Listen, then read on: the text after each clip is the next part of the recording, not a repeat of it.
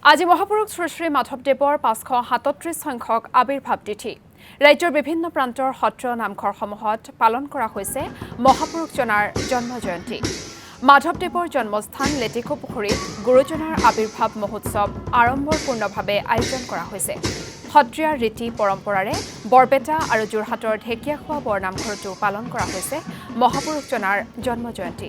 পুৱাৰে পৰাই হৰিনামৰ ৰসত বুৰ গৈছে নামঘৰ চৌহদ। মহাপুৰুষজনাৰ আবিৰ্ভাৱ তিথিৰ দিনটোতে পুৱাৰে পৰা ৰাজ্যৰ সত্ৰ নামঘৰসমূহলৈ ভক্তৰ লানি নিচিকা হ'ল। জন্মস্থান লেটেকুপুখুৰী আৰু অজিৰৰ টোল ৰঙাজানত দিনজোৰা কাৰ্যসূচীৰে আজি আয়োজন কৰা হৈছে গুৰুজনাৰ আবিৰ্ভাৱ তিথি। সত্ৰপীঠ মাজুলীৰো একাধিক সত্ৰানুষ্ঠানত মহাপুৰুষজনাৰ আবিৰ্ভাৱ তিথি পালন কৰা হৈছে।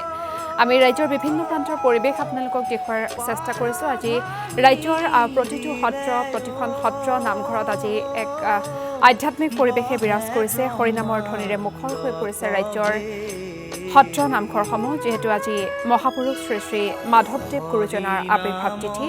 লেটেকুপুখুৰী ঢেকীয়াখোৱা বৰনামঘৰৰ পৰা আৰম্ভ কৰি বৰপেটা সত্ৰ সকলো প্ৰান্ততে আচলতে গুৰুজনাৰ আবিৰ্ভাৱ তিথি আজি আড়ম্বৰপূৰ্ণভাৱে আয়োজন কৰা হৈছে। আমি ভিন্ন প্ৰান্তৰ পৰিৱেশ আপোনালোকক দেখুৱাৰ চেষ্টা কৰিছোঁ। পুৱাৰ ভাগৰ পৰাই আজি ৰাজ্যৰ সত্ৰ নামঘৰসমূহত ভক্তৰ লানি নিচিকা সোঁত পৰিলক্ষিত হৈছে আৰু এয়া কিছু পৰিৱেশ আপোনালোকক আমি দেখুৱাইছোঁ।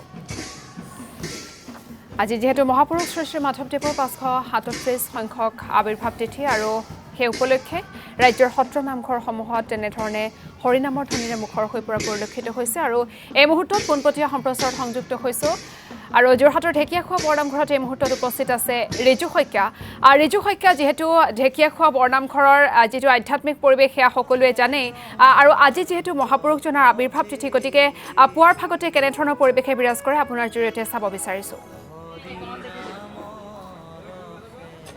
হয়, আশিংফা এই মুহূৰ্তত মই উপস্থিত আছোঁ ঐতিহাসিক মহাপুৰুষ মাধৱদেৱ প্ৰতিষ্ঠিত যি ঢেকীয়াখোৱা বৰনামঘৰত আৰু ঢেকীয়াখোৱা বৰনামঘৰত ইতিমধ্যে 537 সংখ্যক যি মাধৱদেৱৰ আবিৰ্ভাৱ তিথি, সেই আবিৰ্ভাৱ তিথিৰ তিনিদিনীয়া কাৰ্যসূচীৰে তেওঁলোকে অনুষ্ঠিত কৰি আহিছিল। আজি সামৰণি অনুষ্ঠান, আৰু সামৰণি অনুষ্ঠানৰ এই মুহূৰ্তত মোৰ সহযোগী পৰাগে দেখুৱাইছে যে এই মুহূৰ্তত মাধৱদেৱৰ আবিৰ্ভাৱ তিথি উপলক্ষত এটি শোভাযাত্ৰা, ভাগৱত যাত্ৰা তেওঁলোকে উলিয়াব খুজিছে। এয়া নামঘৰৰ প্ৰাংগণ, নামঘৰৰ চৌহদত এয়া তাৰে প্ৰস্তুতি সহযোগী পৰাগে দেখুৱাইছে যে এই মুহূৰ্তত হৰিনামৰ ধ্বনিৰে আচলতে মুখৰিত হৈ পৰিছে মহাপুৰুষ মাধৱদেৱে প্ৰতিষ্ঠা কৰা এই ঐতিহাসিক ঢেকীয়াখোৱা বৰনামঘৰৰ এয়া পৰিৱেশ।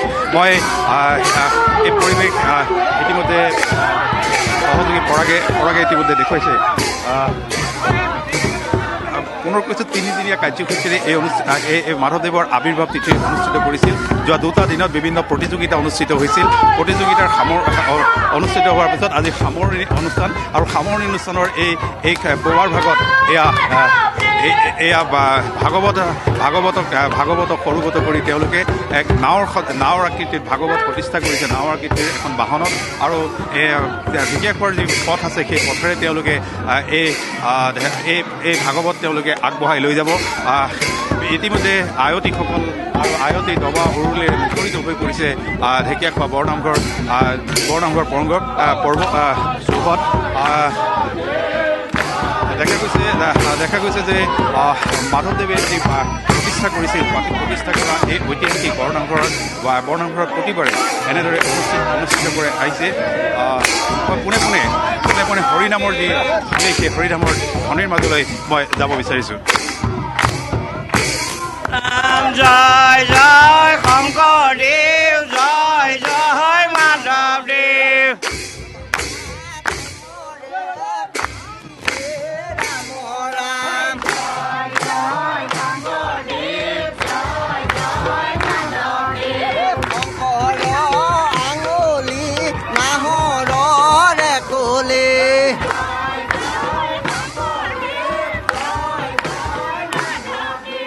হাতৰ কাঠি পাতৰ পুতি হে ৰাম ৰাম।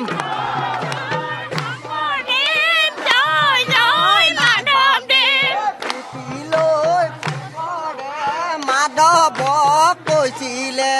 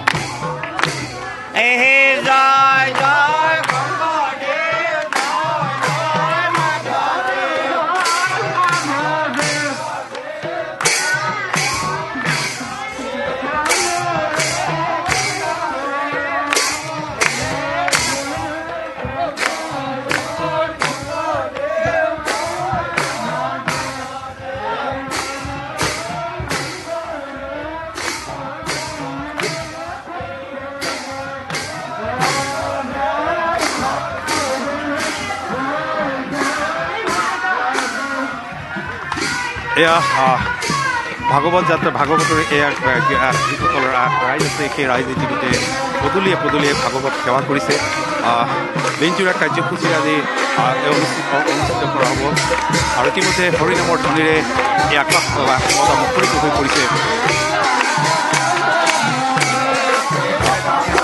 জয় জয় শংকৰদেৱ জয় জয় মাধৱ কি কাৰ্যসূচী আছে আজি আপোনাৰ দিন যোৱা ৰাতিপুৱা আমাৰ উষা কীৰ্তন হ'ল এতিয়া আমাৰ এই ভাগৱত শোভাযাত্ৰা আছে ইয়াৰ পাছত আমাৰ যোগান হ'ব তাৰপিছতে আমাৰ বঁটাবৰণী সভা হ'ব হাইস্কুল শিক্ষান্ত পৰীক্ষাত আৰু হায়াৰ ছেকেণ্ডেৰী উচ্চতৰ মাধ্যমিক পৰীক্ষাত প্ৰথম স্থান পোৱা ফলাফল কৰা ছাত্ৰ ছাত্ৰীৰ অভিনন্দন অনুষ্ঠান হ'ব ৰাতিলৈ নিশিংহ যাত্ৰা ভাওনা হ'ব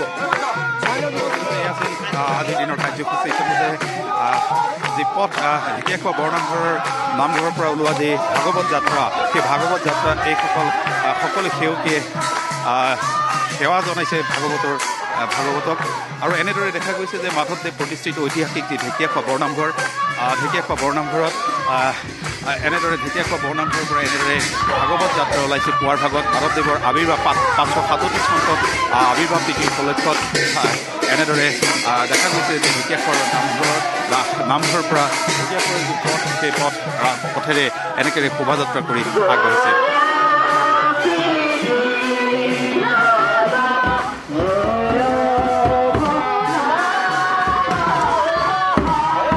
ৰিজু শইকীয়া আপোনাক এই মুহূৰ্তত ধন্যবাদ জ্ঞাপন কৰিছোঁ আপুনি ঢেকীয়াখোৱা বৰনামঘৰৰ পৰিৱেশ দেখুৱালে আৰু মহাপুৰুষ মাধৱদেৱ গুৰুজনৰ আৱিৰ্ভাৱ তিথি উপলক্ষে আজি ঢেকীয়াখোৱা বৰনামঘৰত এয়া উখল মাখল পৰিৱেশ আধ্যাত্মিক পৰিৱেশে বিৰাজ কৰিছে আৰু পুৱাৰ ভাগতে আয়োজন কৰা হৈছে ধৰ্মীয় শোভাযাত্ৰাৰ এই মুহূৰ্তত ৰিজু শইকীয়াই আমাক পৰিৱেশ দেখুৱালে আৰু আজি এনেধৰণে ৰাজ্যৰ প্ৰতিটো প্ৰান্ততে সত্ৰ নামঘৰসমূহত একেই পৰিৱেশ দেখিবলৈ পোৱা গৈছে পুৱাৰ ভাগতে সকলো ভক্তপ্ৰাণ ৰাইজ সত্ৰ নামঘৰসমূহলৈ ওলাই আহিছে আৰু হৰিনামৰ ধ্বনিৰে মুখৰিত হৈ পৰিছে ৰাজ্যৰ আকাশ বতাহ